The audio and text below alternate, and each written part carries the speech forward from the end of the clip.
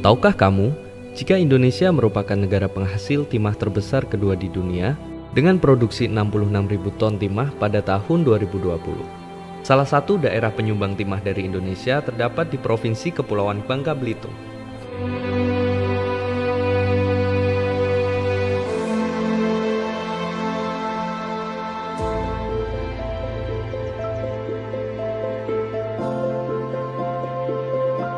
Dengan luas wilayah yang hampir 3/4-nya merupakan lautan tambang timah, sebagian besar masyarakat di Provinsi Kepulauan Bangka Belitung memanfaatkan sumber daya alam tersebut sebagai potensi untuk menjadikannya mata pencaharian sehari-hari. Beberapa orang bilang, area bekas tambang timah akan menjadi kawasan tandus dan kerontang. Faktanya, banyak tanah bekas tambang yang dimanfaatkan oleh masyarakat setempat. Ada yang menjadikannya sebagai areal pertanian untuk bercocok tanam, maupun tempat wisata. Bahkan, ada kisah unik dari Desa Cambai Selatan, Provinsi Kepulauan Bangka Belitung, di mana masyarakat setempat telah memanfaatkan tanah hasil dari program redistribusi yang berada dalam kawasan izin usaha pertambangan. Nama saya Haji Usman, tempat tinggal saya Desa Cambai, Kecamatan Namang, Kabupaten Bangka Tengah. Pada waktu itu di sini hutan semua, pada waktu itu tambang. Kemudian pada tahun itu kami penambangannya tidak kena di tempat yang orang tua kita ini. Saya inisiatif untuk menanam sawit. Nah, pada waktu itu penanaman sawit kita belum ada semacam dokumen tanah. Dengan adanya program BPN, Badan Pertahanan Nasional ke Bangka Tengah, maka kami melalui BPN Bangka Tengah, melalui kepala desa, bagi masyarakat yang punya lahan, yang berminat ingin membuat sertifikat redis, silakan melapor ke kepala desa. Dan akhirnya kami tahun 2020 akhir kami telah dapat sertifikat yang seperti ini.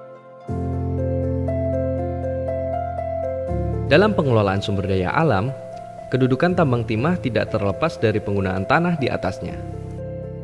Jadi perlu diketahui, hukum yang mengatur tentang hak atas tanah dan hukum yang mengatur tentang izin usaha pertambangan agar tidak terjadi tumpang tindih terhadap hak atas tanah dan izin pertambangan yang diberikan oleh pemerintah.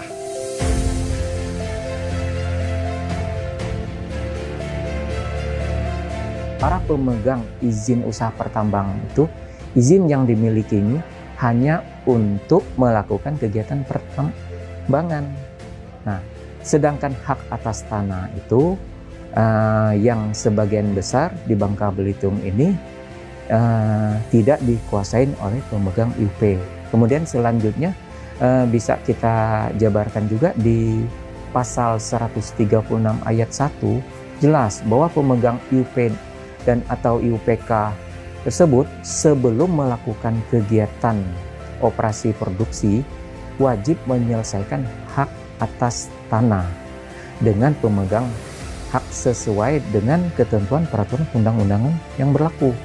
Di situ sebagaimana diketahui, pemegang IUP saat ini tidak melakukan penambangan karena memang kondisi melihat di lapangannya mereka belum melakukan pembebasan atas hak tanah tersebut. Nah, sehingga dari masyarakat yang sebelumnya sudah melakukan kegiatan tanam tumbuh, sudah mempunyai pemukiman tersebut, sehingga merekalah yang mempunyai hak untuk kegiatan-kegiatan untuk menjalani hajat hidup saat ini. Sebagaimana kita ketahui, Pasal 134 Undang-Undang Nomor 4 Tahun 2009 jelas mengatakan bahwa hak atas IUP tidak meliputi hak atas tanah. Artinya objek IUP itu berbeda dengan objek hak atas tanah. Namun untuk memperkuat ini, kita berkoordinasi dengan Dinas SDM, dan Dinas SDM bersedia memberikan rekomendasi pertimbangan teknis untuk menunjukkan bahwa pelaksanaan redistribusi tanah itu memang memiliki dasar hukum yang kuat. Dan untuk memperkuat lagi, maka pihak SDM dilibatkan dalam penelitian lapangan dan sidang panitia pertimbangan land reform.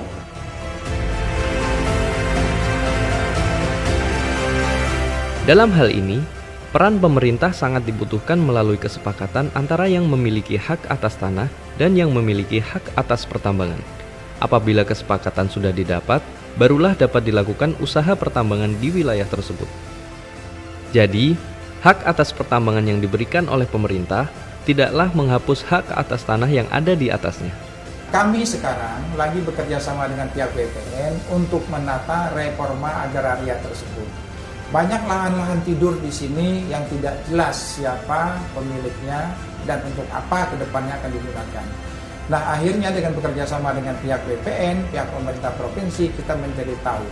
Demikian juga adalah pemilik-pemilik misal IUP yang tidak dikerjakan secara maksimal, apabila batas waktu yang sudah ditentukan tidak dilakukan dengan baik, maka tolong itu diberikan kepada masyarakat agar masyarakat bisa mengelola hutan-hutan ataupun areal-areal yang pemilik IUP-nya bisa memberikan kebebasan bagi masyarakat untuk memanfaatkan areal-areal tersebut menjadi lahan perkebunan bagi masyarakat yang ada di Provinsi Kepulauan Bangka Belitung.